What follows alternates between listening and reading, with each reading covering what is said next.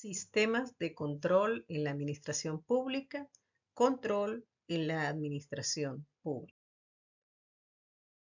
Es importante ubicarnos nuevamente en el concepto de control.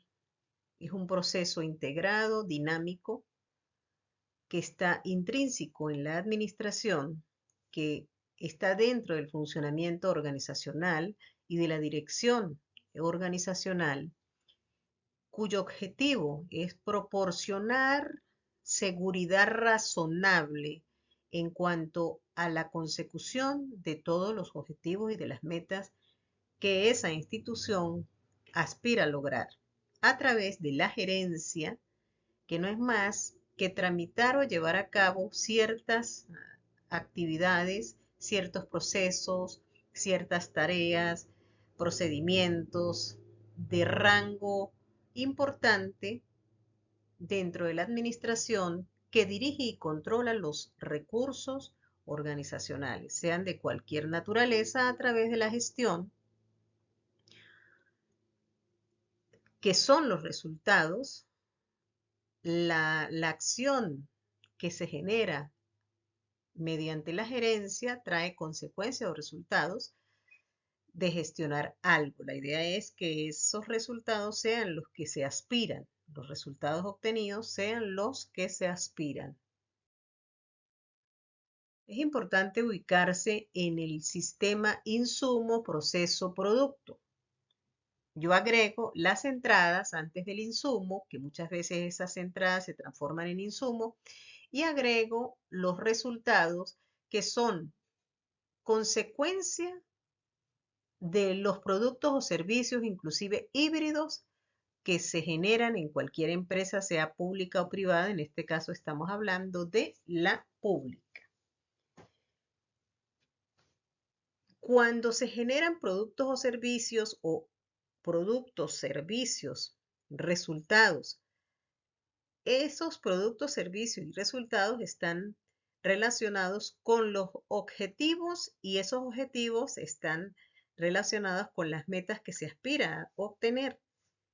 Todo ello se impulsa hacia los usuarios, hacia los clientes, en el entorno. Y acá vamos a conversar sobre los principios del control interno de acuerdo con el informe COSO 3 del 2013, pasando por el COSO 2 y por el COSO 1. Ese comité de organizaciones, una comisión norteamericana que ha tenido mucho auge, en el primer COSO se hablaba de 5 elementos en 1992 respecto al marco integral de control interno. Posteriormente, en el 2004, se transformó a una mejora, y allí ahora se agregaron los riesgos. Ahora es el marco integral de riesgos. Y en el 2013, que es el más nuevo, ahora es el marco integrado de control, y se incorporan 17 principios. Si bien es cierto, ahora se habla de 17 principios, es importante atender que esos 17 principios están incorporados en los 8 componentes del sistema COSO 2. Pero vuelven al inicial, que es el sistema del componente, de los 5 componentes del informe COSO 1. La diferencia entre el COSO 1 y el COSO 2 es que en el COSO 2 se agrega la gestión de riesgos. Más adelante vamos a conversar sobre el cambio que ocurre, a pesar de que, si vemos, no es un cambio propiamente, sino otra manera de interpretar lo que es el sistema de control interno. Se agregan en el COSO 2 la evaluación de riesgos, la respuesta a riesgos, la gestión de riesgos al COSO 1. Y en el COSO 3 se habla ahora de 17 principios que están inmersos entre los 5 primeros componentes del COSO 1, sin olvidarse del COSO 2, porque si bien es cierto, en el COSO 2 se agrega la gestión de riesgos, sin embargo en el COSO 1 ya se habla de alguna manera de la evaluación de esos riesgos.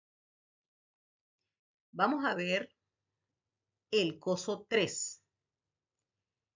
En el ambiente de control, que es un componente del sistema de control del COSO 1, se mantiene en el COSO 2 y se sigue manteniendo en el COSO 3. El primer principio tiene que ver con los compromisos de la integridad y de los valores éticos en cualquier empresa y más en una empresa de carácter público. Allí es importante la conducta del trabajador, del funcionario, el compromiso institucional, la cultura organizacional, los valores, la ética, la integridad, comprobar el desempeño individual desde el punto de vista ético. Se habla de un código de ética que en muchas organizaciones públicas no existe y se le pregunta a los empleados si conocen ese código de ética y no lo conocen porque simplemente no existe. Ojo, no estoy diciendo que sea en todos. En ese ambiente de control, que es un componente del control interno, con el principio número 2, que tiene que ver con la independencia que debe tener el directorio de la gerencia en el sistema de control interno. Debe haber una autonomía que no tenga discusión. Las unidades de auditoría son autónomas, están adscritas a la máxima autoridad de cualquier organismo público, debe recibir de esa máxima autoridad el mayor compromiso, la mayor atención, porque si para algunos las unidades de auditoría resultan incómodas, ellas tienen su razón de ser y la razón fundamental de una unidad de auditoría es el resguardo del buen manejo del erario público. Y si lo manejan mal, pues tienen la responsabilidad de encontrar quiénes son los responsables.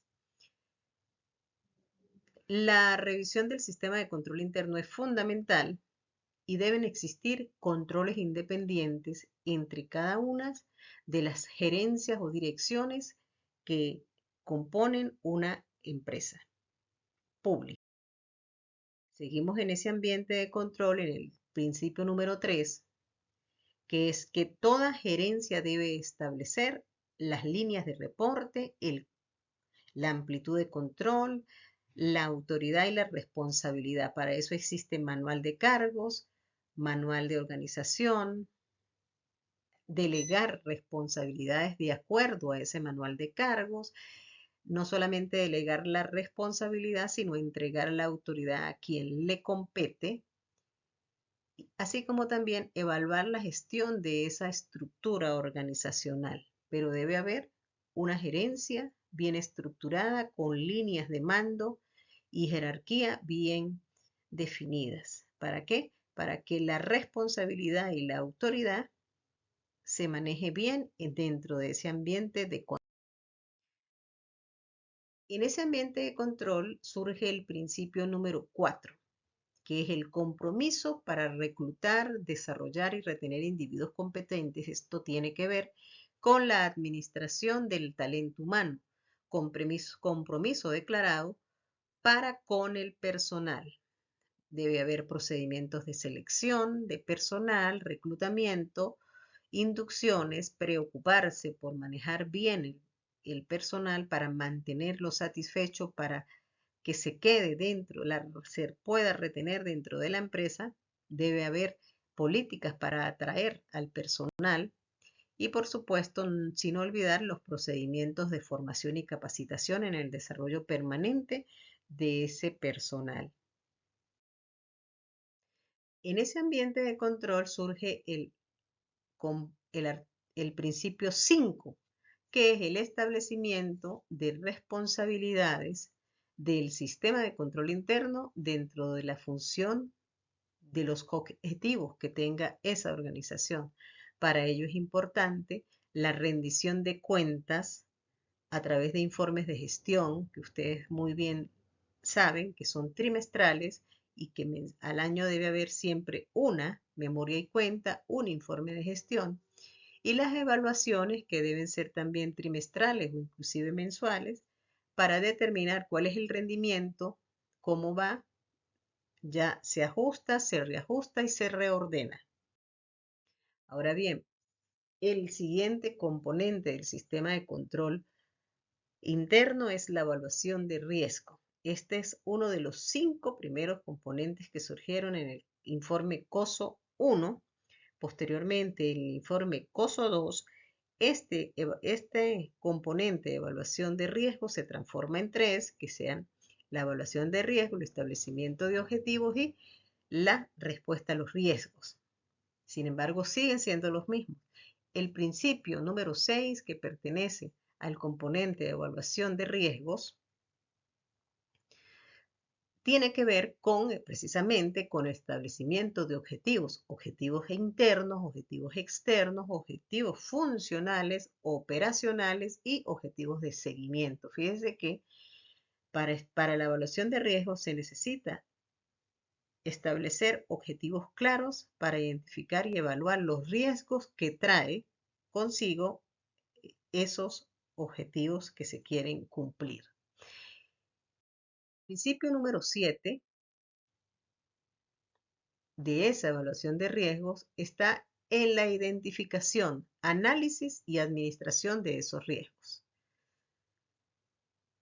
El ente regulador, a través de políticas gubernamentales, establece una imagen o debe establecer una imagen corporativa analizando su entorno y su parte interna, generando sistemas sistemas que logren la identidad corporativa, la infraestructura a través de su personal, se haga un análisis externo, un análisis interno, considerando siempre los entes reguladores. ¿Para qué? Para identificar cuáles son esos riesgos que traen los objetivos previamente establecidos para poder administrarlos. Y cuando se dice administrar esos riesgos es lo que se conoce como gestión de riesgos. Es aceptar los riesgos, compartir los riesgos, minimizar los riesgos o transferir los riesgos. La única manera que usted no tenga riesgos es que se aparte, es que no exista, es que no enfrente una situación y así no va a tener riesgos. Pero en la administración pública o en cualquier administración debe necesariamente haber riesgos, pero para eso también por eso es que hay que evaluarlos para poder dar respuesta.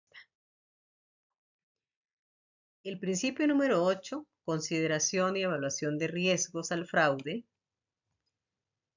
Aquí hablamos ya, entra un elemento fundamental que es el fraude, que es muy, muy peligroso.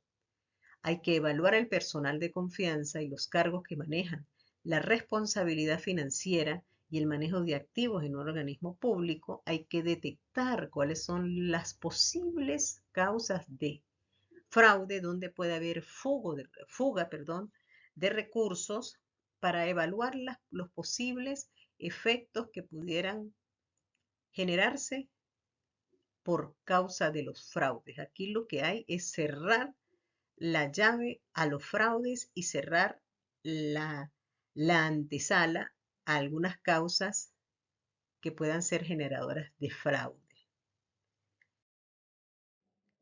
El principio número 9 es la identificación y evaluación de cambios que pueden impactar ese sistema de control interno. Es necesario que existan reportes internos y reportes externos. Es necesario de ser estrictamente una causa para los cambios en los impactos del sistema de control interno, cambios en la gerencia y cambios luego de dar respuesta al riesgo. Pero para dar respuesta al riesgo hay que evaluarlos, hay que gestionarlos, hay que determinar cuál es el efecto y cuál es la probabilidad de que pueda surgir cambios por esa gestión que se hace al riesgo. Luego de la respuesta al riesgo, por supuesto, es necesario algunos cambios en la gerencia. Y si se puede generar nuevos productos y nuevos servicios, también. Ahora bien, en las actividades de control, que es otro de los componentes del sistema de control COSO 1, que se observa en el informe COSO 2 y lógicamente en este informe COSO 3, en las actividades de control está el principio 10, la selección y desarrollo de actividades de control para mitigar los riesgos, controles preventivos, detectivos, separación de funciones, controles manuales, controles automatizados, procesos dentro de todos los procesos relevantes que tenga cualquier empresa pública, en este caso, o empresa privada. La separación de funciones es fundamental también separar o desarrollar esos procesos en varios procedimientos y dentro de esos procedimientos establecer controles preventivos, controles detectivos para poder desarrollar y mitigar ese riesgo. También es importante poder contar con controles manuales o con controles automatizados. En ese mismo componente de actividades de control aparece el principio 11, que es la selección y desarrollo de las actividades generales sobre la tecnología en materia de control, que está relacionado con los procesos, con los procedimientos y con los métodos utilizados, así como también la adquisición de nuevas tecnologías que puedan darle más seguridad a esos procedimientos, a esos controles automatizados o controles manuales, que se logre tener repuestos a esa nueva tecnología que se vaya incorporando y también hacerle mantenimiento correctivo, predictivo y preventivo. En esas mismas actividades de control aparece el principio número 12, que son las actividades de control a través de políticas y procedimientos para esas políticas. Políticas y procedimientos, controles oportunos, responsabilidades y rendición de cuentas, acciones correctivas, personal competente y evaluar las políticas y los procedimientos establecidos en cada una de las diferentes áreas a través de unas políticas bien desarrolladas, unas políticas dentro de la filosofía de gestión que tiene cada organismo público. Bien, pasamos a el componente de información y comunicación que está inmerso en el principio 13, que tiene que ver de dónde se obtiene la información relevante y cuál es la calidad que tiene esa información para soportar el sistema de control interno. Lógicamente, la información y la comunicación tiene fuentes internas y tiene fuentes externas. Se identifican los requerimientos de la información, se mantiene la calidad en todo el procedimiento, en el manejo de la información y la comunicación, se transforma datos en información, por supuesto, luego del análisis que se le da a cualquier dato, se transforma ya en comunicación y se puede considerar la relación costo-beneficio de esa información luego del análisis de cualquier dato que venga de una fuente interna o de una fuente externa. Pero fíjese que la información y la comunicación es fundamental, es un componente importantísimo dentro del sistema de control interno. ¿Por qué? Porque a veces se puede ser muy buen comunicador, pero manejar mala información, o se puede manejar muy buena información, pero no se transmite o se comunica de la mejor manera. En ese componente de información y comunicación surge el principio número 14, comunicación interna para el soporte del funcionamiento del sistema de control interno.